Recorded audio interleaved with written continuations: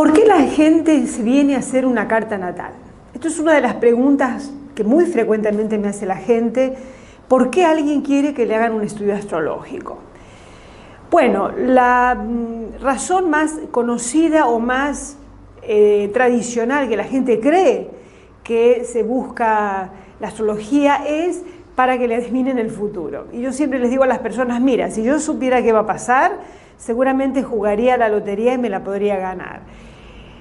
Pero bueno, la gente tiene un poco esa expectativa de que le podemos adivinar qué va a ocurrir, o si le va a ir bien en un trabajo, o si va a conocer al hombre de su vida, o si va a mejorar su situación financiera. Esta es la pregunta o es el tipo de consultas que es lo más creído a nivel popular y de alguna manera promovido por lo que se ve vulgarmente dentro de la astrología como esos horóscopos generalizados.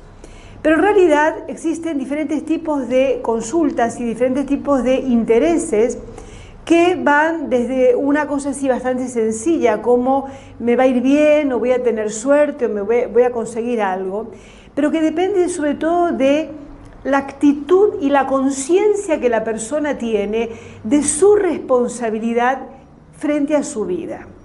Si tú crees que la vida ocurre de una manera casual o de una manera arbitraria o crees en el destino, es muy probable que busques la astrología para ver qué te depara el destino, ¿no? Que eso es lo que muchísima gente cree y que bueno, a mí también me encantaría creer que bueno, si el destino me depara la buena suerte, aquí lo esperaré. Sin embargo, sobre todo en el proceso de evolución de la conciencia, vamos a ver personas que te preguntan, y sobre todo en esta época, con toda la cuestión de las transformaciones educativas y de lo que está ocurriendo a nivel profesional y con el trabajo, vas a encontrar muchísimas personas que te preguntan por la orientación vocacional. Por ejemplo, a ver, adolescentes que están terminando el instituto o gente que ha tenido una transformación o ha dejado su trabajo o ya no consigue trabajo en lo suyo, te consultan para ver cuál es la orientación vocacional, a ver cuáles son los talentos que esa persona tiene para poder aprovecharlos, si tiene más aptitudes para una cosa o para la otra.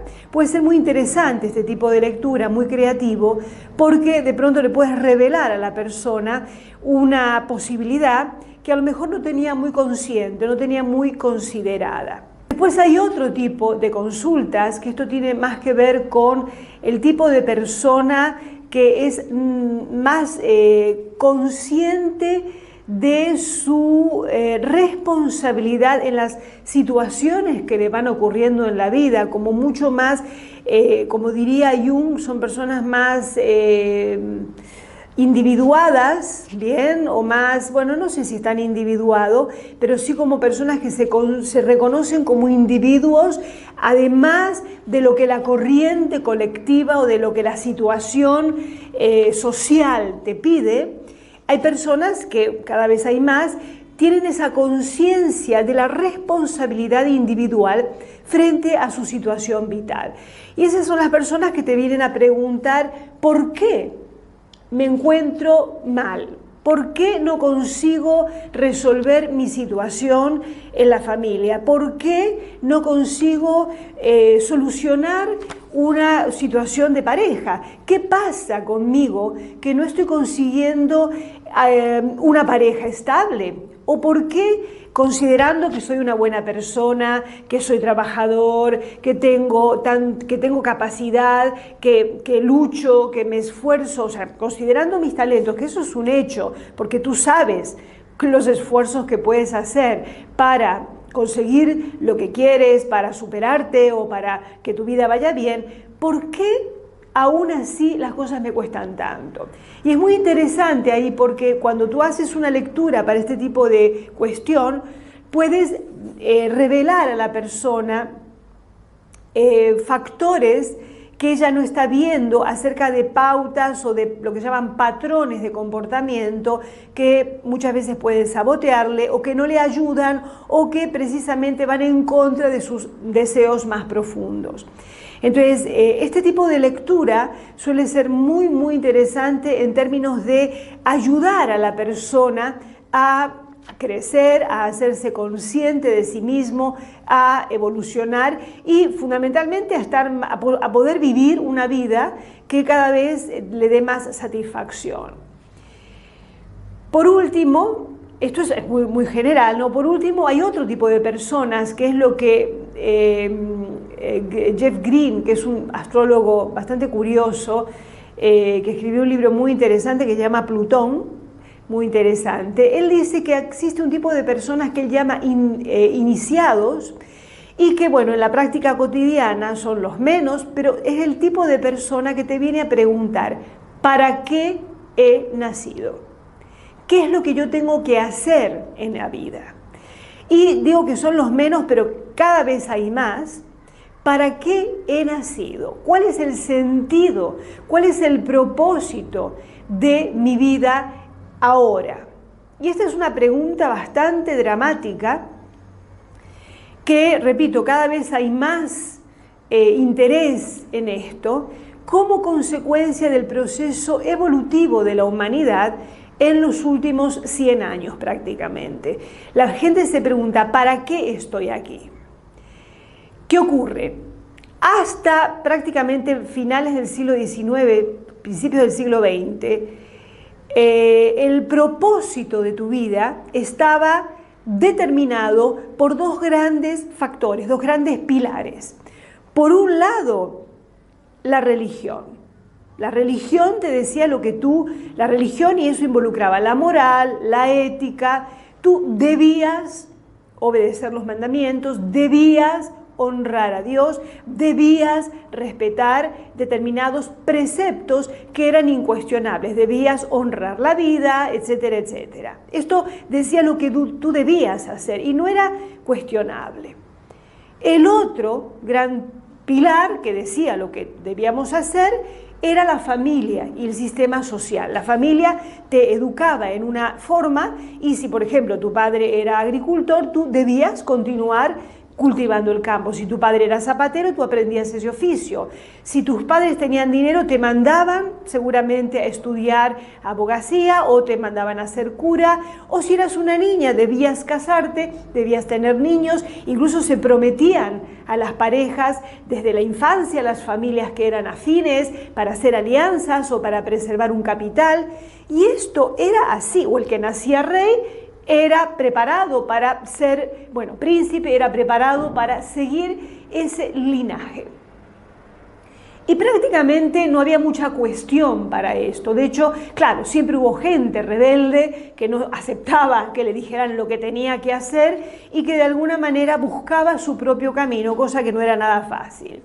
Pero en términos generales, la gran masa de la humanidad tenía definido el para qué, el propósito de la existencia. No había mucho cuestionamiento. Yo los otros días hablaba con un grupo de alumnos aquí en Palma y me acordaba, ¿no?, que cuando yo era pequeña, en mi generación, y creo que hasta los años, los que nacieron en la década del 60, tú de pequeño no te cuestionabas para qué naciste. O sea, tú hacías lo que te mandaban, ibas al colegio, aprendías, en fin, en general era como bastante definido el camino de tu vida. Sin embargo, los chicos que ahora tienen 30 años o incluso 40, yo he escuchado desde hace ya mucho tiempo adolescentes que le decían a sus padres, si yo no te pedí nacer, ahora aguántame o ayúdame o dame dinero, yo no te pedí nacer. Como ese cuestionamiento de ¿para qué estoy viviendo?, ¿no? ¿Qué ocurre? El siglo XX se caracterizó por dos grandes factores. Primero, las guerras que diezmaron la humanidad, aquí en Europa, en Asia. Bueno, fue brutal, el que puede investigar historia, que es muy interesante ver la masacre en todos lados, y sobre todo la pérdida de la estructura familiar. Es como que con tanta guerra, con holocaustos, con tantas masacres, con tanta ingeniería social, con gente que era desplazada, hombres que morían en el frente de batalla, inmigración, emigración, el concepto de familia evidentemente desapareció. ¿Cuánta gente se quedó sola? Mujeres que tuvieron que hacerle frente a la vida solas. En Argentina, de donde yo soy, la mayoría, hijos, nietos de inmigrantes, que han venido los inmigrantes solos, dejando atrás una familia o escapándose de un campo de concentración o de un campo de batalla. Todo ese concepto de honra a la familia no tenía más cabida. De hecho, por más que tú quisieras honrar a la familia, el encontrarte en un país diferente, con un idioma diferente, con una idiosincrasia diferente, perder tierras, perder bienes, perder títulos nobiliarios, perder una identidad que te ligaba a un linaje, obligó a que buscaras dentro. ¿Y ahora yo qué? ¿Y ahora yo qué hago con mi vida? ¿Qué escojo? Ya no es seguir las pautas familiares, porque no hay más esa familia. ¿Bien? Entonces, las guerras provocaron toda una crisis existencial que llevó a las personas a cuestionarse, no, yo tengo que buscar mi propia supervivencia. Que simultáneamente con esto, también una gran crisis de fe, cómo Dios permitió esto, ¿dónde estuvo Dios? Que fue una de las grandes cuestiones que en general para todas las religiones hubo que redefinir y reformar y reestructurar el mensaje para poder llegar a las personas. Esto por un lado. Y por otro lado, simultáneamente al desarrollo de las guerras, todo el desarrollo tecnológico, que ha creado lo que Alvin Toffler definía como la tercera ola, ¿no? Esta cosa de la tercera transformación. La primera fue desde que el hombre fue nómade a que pasó a ser sedentario, una transformación del sistema social, de la humanidad. Luego la época industrial, que el hombre fue reemplazado por máquinas, y ahora esta tercera ola donde el hombre es reemplazado por la tecnología. Ahora hace poco también leí la era exponencial, como de pronto el ser humano es saturado y es sobre todo reemplazado. Imagínate un robot que sustituye el trabajo de 1000 operarios en una planta de montaje de coches o algo por el estilo. ¿Para qué sirvo? ¿Para qué vivo? Sistemas sociales o de seguridad social como los países como Dinamarca o Finlandia, los países nórdicos, además tienen un sistema de paro, por lo que tengo entendido, que tú si no trabajas cobras casi lo mismo que si trabajaras, ¿no? Entonces, por un lado está bárbaro porque no te da tanto estrés ni tanta angustia para la supervivencia, pero es como que da igual lo que hagas o dejes de hacer. Y además de todo esto se le suma ahora la crisis general económica, donde los jóvenes dicen, a ver, ¿qué voy a estudiar? Si estudio un estudio universitario, si tengo una formación académica, tengo un título, ¿y qué hago con ese título? Por mejor alumno que sea, por excelentes que sean mis notas, por medalla de oro que pueda obtener, ¿qué hago con un título si después no hay trabajo? O si después mi capacidad va a estar reñida o incompetencia con cientos de miles de personas que vienen de todo el mundo, con toda esta posibilidad de desplazamiento y de inmigración, y ¿dónde me meto yo? ¿Dónde me inserto en la sociedad? Entonces, en este momento histórico hay una crisis profundísima donde por un lado tenemos toda la libertad para decidir por nosotros mismos, que esa libertad, repito, es consecuencia de toda esta era que nos ha liberado de asumir mandatos que hasta siglos pasados eran incuestionables, como los de la religión y como los de la familia. Claro, era por un lado como una esclavitud, pero por otro lado, qué bien, ¿no? Está decidido, no me tengo que cuestionar, y este siglo XX ha liberado de de estos mandatos y de este rigor, y nos ha dado una libertad. Lo que pasa es que la libertad es fantástica si tú sabes qué hacer con la libertad. Y ocurre que muchísima gente con toda esa libertad, y aún con vocación y con entusiasmo y con ganas, se encuentra, por otro lado, con esta profunda crisis social vinculada a la era tecnológica, a la era exponencial, a la inmigración, a la crisis económica, donde a veces la vida humana parece que poco importa. Y de ahí viene la gente, y tienes muchos jóvenes que vienen a consultar la astrología. ¿Para qué nací? ¿Qué sentido tiene mi vida? Y este es el tipo de sesión que a mí más me interesa, o el tipo de astrología que a mí más me interesa cultivar, el para qué has nacido.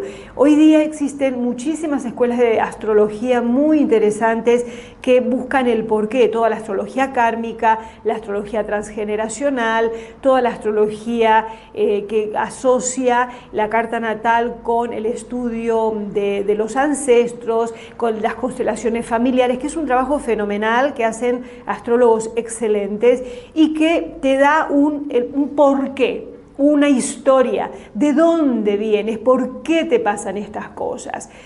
A mí lo que me interesa, y sobre todo inspirada en la visión de la Cábala, en la visión evolutiva de la Cábala, es el para qué, hacia dónde vas. Ok, hay una historia, ya la conoces, y ahora ¿qué haces con todo esto? ¿Para qué has nacido? ¿Cuál es el sentido de tu vida? ¿Para qué estás aquí?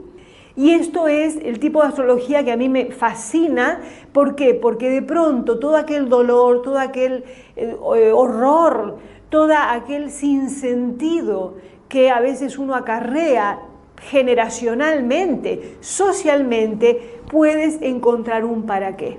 Y claro, vivir hacia un para qué, como decía Viktor Frankl, repitiendo las palabras de Nietzsche, cuando uno tiene un para qué vivir, soporta casi cualquier cómo, ¿no? O sea, si tú sabes para qué estás, puedes resistir el dolor o las dificultades o los obstáculos o las luchas con entereza, con dignidad, con estoicismo, porque hay un sentido, es como si fuera un dolor de parto. Bueno, tú sabes que es para que nazca un bebé.